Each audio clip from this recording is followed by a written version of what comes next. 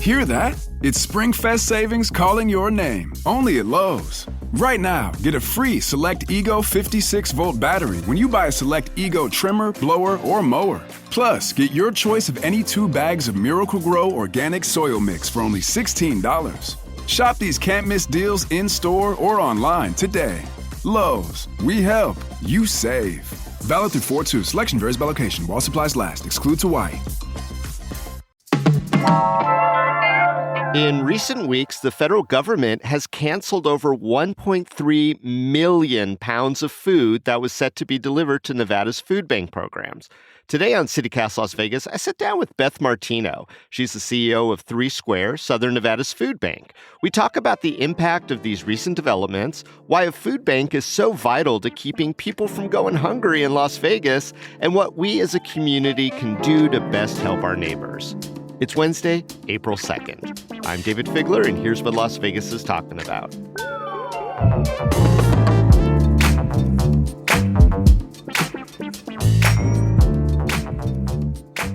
Beth, when did you first hear about the USDA funding cuts, and what was your reaction?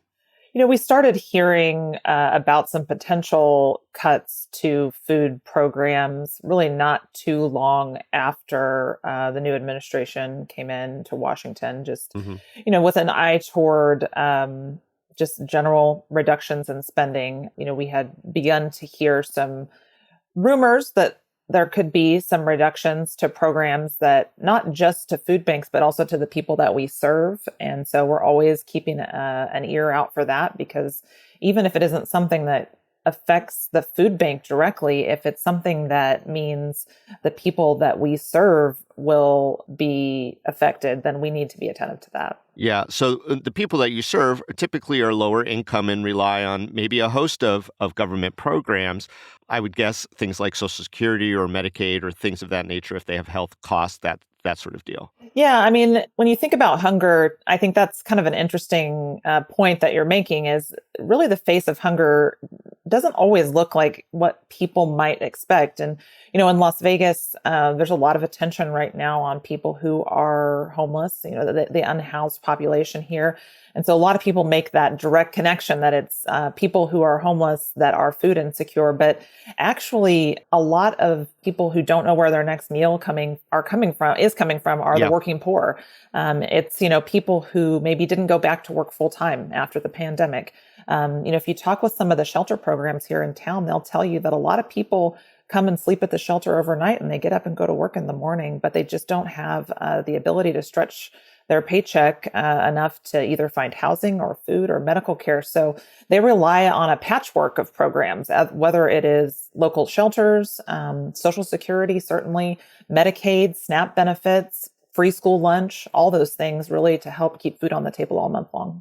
Yeah, I imagine it's always about prioritizing. People are, shocked to say, well, you have a car. It's like, yeah, I've got a car that I'm struggling to pay insurance on to be able to get to work, to get the paltry salary that doesn't keep enough food on my family's table. Definitely. It's all connected. So getting back to the 1.3 million pounds of food that got canceled, I mean, what was your reaction to that? Well, we heard about a month ago that about $1 billion worth of programs at USDA were being affected. It's taken a while to kind of understand what that would affect. But, of course, we were alarmed to hear that was happening. Here in Nevada, what that looks like is a couple of key programs. One is known as the Local Food Purchase Assistance Program, so LFPA. And that has funded a great program created here called Home Feeds Nevada. Mm-hmm. And, I grew up in the Midwest where everybody knew we were a farming community. Some people don't realize we actually have a robust farming community here in Nevada, and a lot of farming and ranching, smaller farms and ranches by and large. But that program buys food from those producers and sends it to the 2 food banks. And so it's a great way to help smaller family farms have a steady source of income and kind of keep our farming community vibrant, but also to feed our hungry neighbors. So that LFPA program was a source of funding that helped to keep that program alive, and now that has been canceled. The other piece, and the really big piece for the 2 food banks, is the Emergency Food Assistance Program called TFAP. And that's really where that 1.3 million pounds we learned about last week came from. And so that's a nationwide effort. The federal government buys food from, again, farmers, and then that food generally goes to food banks to distribute. It's a great source of food for the food banks. We get everything from frozen chicken and eggs and dairy to fresh fruits and vegetables. And we learned last week that would be, we knew that there would be cuts, but we got official confirmation about the midpoint of last week that it's about 1 million pounds that we expected at 3 Square that we won't receive. And over what period of time? I mean, how big a hit is that for you all? It's pretty substantial. I mean, that would have been food that would have been coming in over the next several months. So the thing about TFAP, that it's a great source of food, but you don't always know exactly what you'll get or when. We had kind of planned that food would be coming in between now and sometime in the summer. So, we distribute somewhere in the neighborhood of 50 million pounds of food. So what does that look like in your own pantry? When we do a food distribution, we aim to give a family somewhere between 40 and 60 pounds that would hopefully get them through about a week. So that's, if you think about 40 to 60 pounds per family, 1 million pounds is feeding a lot of folks in our community. So we'll have to look for other ways to do that. Numbers wise, how many people, generally speaking, in Southern Nevada are utilizing the food pantries, the food bank through the food pantries, et cetera? Right. So we work with about 150 partners, roughly, in Southern Nevada here. And last year, through all those partners, we served over 340,000 individuals in Southern Nevada. So, about 1 in 7 people are food insecure, meaning they don't know where their next meal is coming from. And that's gotten worse since the pandemic. A lot of people think everything kind of returned to normal, but that isn't really the case. We've seen food insecurity worsen since the pandemic. Yeah. And again, a lot of these people are, in fact, working. They have jobs. It's just this is what they need to be able to make their families whole. It is. I mean, I think that whether it is, a situation where folks maybe aren't able to find full-time work or their pay isn't quite keeping up with cost of living, we do know that a lot of the people that are served by our food pantries that we work with are working, and a lot of seniors as well. We serve a lot of seniors through 3 Square programs.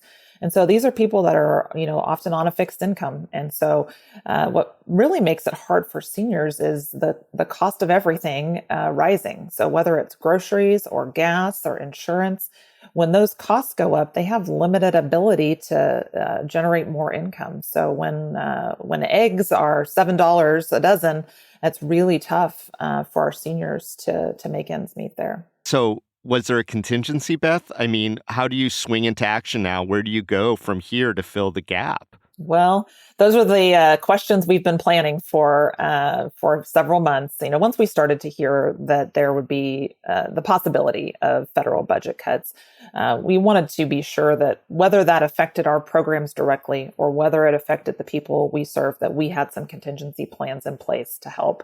That's what 3 Square is here to do. So first, we turn to the community for some support. And so if people are looking around right now and wondering, how can I help? It's a great time to help either your local food pantry or program or reach out and help 3 Square. You can find on our website, actually, at 3square.org, we have a new interactive map. And so if you are looking for a food pantry or food program in your neighborhood that you'd like to get involved with, that's a great way to find one. Also, if you need help, that's a good place to find the nearest program to you. But you can also find out about ways to get involved with 3 Square, whether that's donating some time, doing a food drive to help us put food on the shelves, or making a financial contribution. But we also can turn to purchasing food. So if food's not coming in through government programs or through donated food, we will look for ways to use the funds we have to purchase more food to put on our shelves, because we want to make sure that we're there to meet that need. So actually going in and shopping at supermarkets and whatnot? Well, so we can stretch the dollar a little bit further than just going to supermarkets. So we'll make, orders from large food distributors. A little, fact, and one of the things people often ask when they come and visit 3 Square, they see that we have these large warehouses, which is sort of what food banks do. We have these large warehouses that can accept massive donations, but about a third of our food is actually purchased.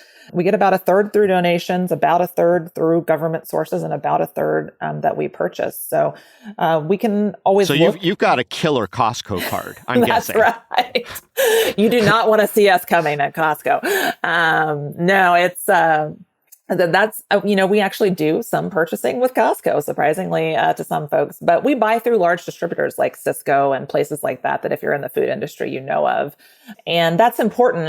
It's like our senior programs, for example. We want to make sure that the food that we're supplying to our seniors, and the same for our childhood nutrition programs, those foods that are going to kids and seniors in particular, we want really specific items that meet their nutritional needs. So we actually buy most of that food. And then we buy some things that go to food pantries and programs, and then we rely on donated food and government programs that supply us food to kind of fill out the rest.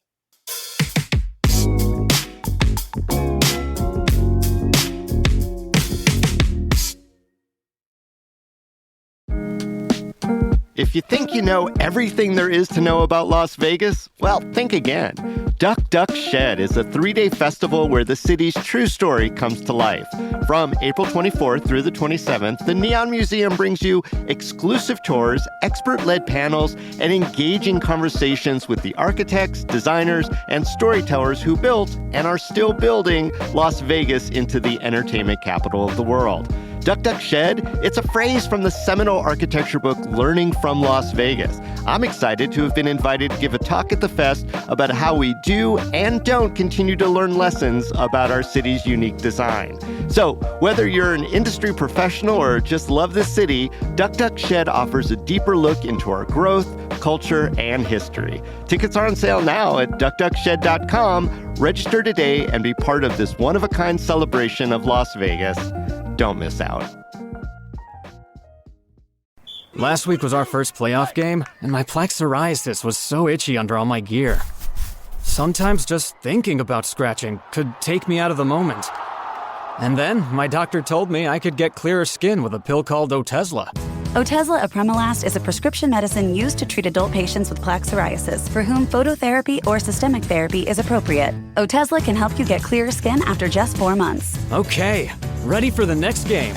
Talking to my doctor about a pill was a total game changer. Don't use Otezla if you're allergic to it. Get medical help right away if you have trouble breathing or swallowing, swelling of the face, lips, tongue, throat, or arms. Severe diarrhea, nausea or vomiting, depression, suicidal thoughts, or weight loss can happen. Tell your doctor if any of these occur and if you have a history of depression or suicidal thoughts. Live in the moment. Ask your doctor about Otezla. Call 1-844-4-OTEZLA or visit Otezla.com for prescribing info about cost, and more. Now, you mentioned the pantries. And I know there's pantries and programs that are designed basically to get food, and they all have a relationship, or many of them have a relationship with you at 3 Square. What are the food pantries and the programs doing on their end to make up for this gap? Because I'm guessing it does trickle down. I mean, everyone's going to be hit from this, right? It does. And, whether that's the food pantries that we work with, many of them rely almost, well, not exclusively, but many of them rely primarily on 3 Square to put food on their shelves. We know that some of those food pantries also turn to the people that support them. So if they're located in a church, many of our food pantries are located in churches or other kinds of religious institutions. They may turn to that community and ask if they can help with food drives. That's a great way for folks to get involved. And some of the larger programs that we're working with are doing the same kind of contingency planning that we are, looking for ways to raise a little more money to help fund their programs. And then going and buying stuff too. Also, right. seeing you at the supermarket. Hey, Beth. Hey, food right. pantry person. Here we go. One of the things at 3 Square that we've tried to do over the last year is to give, if food pantries do want to purchase food, we can, within our budget, at just like any organization or any business, really, we budget for how much we can buy every year, so that there's a budget for our food. And so whether that's the donated food that's coming in or whether it's food that we're purchasing, but sometimes we have programs that say, hey, I've got a little extra money. and I'd like to purchase some food. Maybe they had a really successful fundraiser or something of that nature. So one thing that we've done is say, hey, if you're looking to purchase, check with us. So food pantries can reach out to us and ask us, hey, I'm looking to purchase granola bars. And we can just buy that for them when we share it with them at cost. So we tried to kind of develop that as another mechanism for folks that we knew were headed to the grocery store to put food on their food pantry shelves. And we've said, hey, if you're going to the grocery store to buy stuff, check in with 3 Square too, because if we can get you a better price, we will definitely do that. So, that's one of the things we've tried to do to be helpful. Of course, that relies on them having those funds to do that. But Sure. That's not the majority of what we do. The vast majority of what we're providing is at no cost, but just a little something else that we've tried to offer to folks. I wonder if there might be a policy response here too, something that the state of Nevada could do to step up, maybe even during this legislative session. Has that been discussed at all? Well, there is actually a bill specific to Home Feeds Nevada. Those funds flow through the Department of Agriculture. And so together with them, there is a bill in the legislature. And I think Department of Agriculture, along with the food banks, have been really supportive of that to try to find state funding for that program in particular. So that's a key part of our advocacy strategy at the state level. And then in terms of the federal programs, we are really engaged at the federal level on those. What we really hope is that these might be, being optimistic, temporary cuts, that all of these programs are housed within the USDA and are funded through the Farm Bill. The Farm Bill has not been reauthorized in quite some time. And so we are hoping that, when the Farm Bill, it's kind of been pending, and there's always every congressional session, there is discussion about taking that up. We remain hopeful that they might take it up later this year. And if so, that we could restore funding to these programs. Our delegation here in Nevada is very supportive of that. But there's Our a lot. congressional delegation. Yes. Yeah. So we've been in touch with them. And actually, I was just in Washington a few weeks ago meeting with our congressional delegation. They all are incredibly supportive of the programs of the food banks. So we're holding out hope that when we get to the fall and a budget season in Congress, that we may have some opportunity to restore funding to these programs. Yeah, it does sound like an all hands on deck sort of situation. It is. I am curious about those farmers, because I don't think about farming as being a real, viable thing down here in the desert. What areas are we talking about? Like Mesquite or like Caliente, or like where are the farmers? And you're talking about like chickens and beef too, right? Yeah. And so farmers and ranchers, and definitely through Home Feeds Nevada, the Department of Agriculture makes those purchases, and they've really tried to focus on getting things to the food banks that are high value. So a lot of meat, a lot of protein. People are familiar a little bit more with ranching here, but there are some small farms, a lot of them kind of a little bit further north. But yes, definitely out in Mesquite and in Pahrump areas. We've had things like watermelons come in from some of those farms. So it's not going to be the same quantities that you might see if you were living in farm country in other parts of the United States. But, 3 or 4 big bins of watermelons are still, it's great, it's fresh, it's locally grown, and it's really helping those small farms stay afloat. And so I'd imagine they're freaking out right now too with this program being cut. We've had a couple of those farms that actually made their deliveries, straight to us over the last couple of years. And they said that during the pandemic, they coming out of that, they would not have made it if it weren't for this program. So it's one of those things that to me is kind of a win-win. You're helping, keep a farming community alive. You're helping people in need.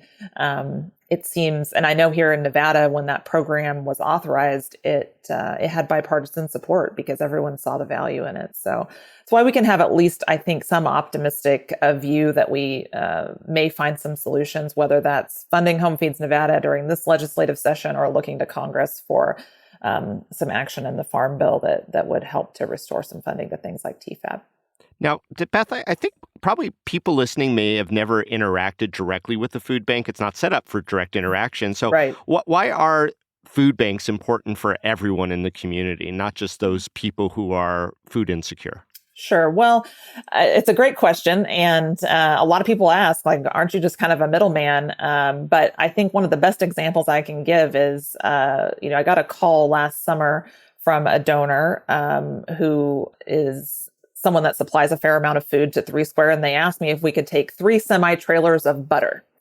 And that is not something that I know any food pantry or food program that we work with could accept. 3 semi-trailers of butter is a lot of butter. And, we're the desert. It's not going to last. Right. You got to have a place to refrigerate it, I would imagine, and other concerns. So, if you set that out in a parking lot in Las Vegas, it's not going to last very long in July. No, I mean, you got like an hour to do some butter sculptures, and then you're done. Right. Yeah. But it's things like that we're able to accept in really large quantities. It's pretty common for us to have a semi-trailer of milk show up. And so what we're able to do is accept those large donations. Also, we play a huge role in really the founding of food banks was around this idea that there's enough food in the world to feed everyone. It's just a matter of getting it to the people that need it. Mm-hmm. And so a lot of food gets thrown away or wasted, whether that's from grocery stores or sporting events, banquets, all those kinds of things. And food banks really were born out of the idea that if we can go and get that food while it's still nutritious and great for people to eat and get it into the hands and onto the tables of the people in need, that would be a great service. And so that's a big role that we play. We go out to grocery stores here in Southern Nevada and we get food that they would otherwise throw in the trash, not because it's bad, but just simply because they aren't able to sell it at that point. And we take it straight to a food pantry and it's literally out the door in a couple of hours. Right, because that need's not going away anytime soon. I guess the last question then, Beth, is, we're going to try to find different sources of funds. The state might step up, local philanthropy might step up. But what else is there to do? I mean, are people going to have to tighten up? Are you going to be auditing the pantries to make sure that they're more efficient now? I mean, what's the next step if it doesn't rebound like we hope it might with a restoration? Well, again, I think in the work that we do, you have to be optimistic, but I also recognize that that's not a strategy. So what we have found here is that the community always steps up to help us meet the need. We plan for a rainy day at Three Square, absolutely. So, if we have to tighten our belt in a few other ways so that we can buy more food to put on the shelves of food pantries and food programs, we will do that. So we're going to find every way we can to stretch and maximize our budget so that we can get food onto the shelves of the food pantries that we work with. That's our mission. That's what we're here to do. And we're always going to meet that. But I think one of the things that's so incredible about our community is that it always steps up to help meet the need. We most recently saw that during the pandemic, where every member of this community came together in many, many ways to help us meet the need. And we felt that at Three Square. And I think we have seen that generosity in the past, and we are going to have to rely on it moving forward, especially if cuts worsen or if we see more of this kind of thing happening. That's really the best option that we're going to have. But in the meantime, we will find ways to make sure that people have what they need. And I'm sure that all the frontline programs and pantries, if people really wanted to help, it would be to go over and say, how can I help? And listen to them and not just bring them a 30-year-old can of pinto beans. Well, you're absolutely right about that. I think that's one of the things that I try to gently remind folks is whether it's the food pantries or whether it's people you're trying to help, starting with asking what they need is usually a great place to begin because, at Three Square, we can really stretch a dollar. And that's true for many of the programs that we work with. And so we're never going to turn away someone who comes in with a box of food that they want to donate. We're absolutely going to try to find a way to put that to use. But it is great if folks want to also just give a few dollars to those kind of programs. And whether that's Three Square or whether that's programs that we work with, that's absolutely a fantastic way to support the community right now. Yeah, cash always works. Beth Martino, CEO of Three Square, thank you so much for joining us today on CityCast Las Vegas. Thanks for having me. It's great.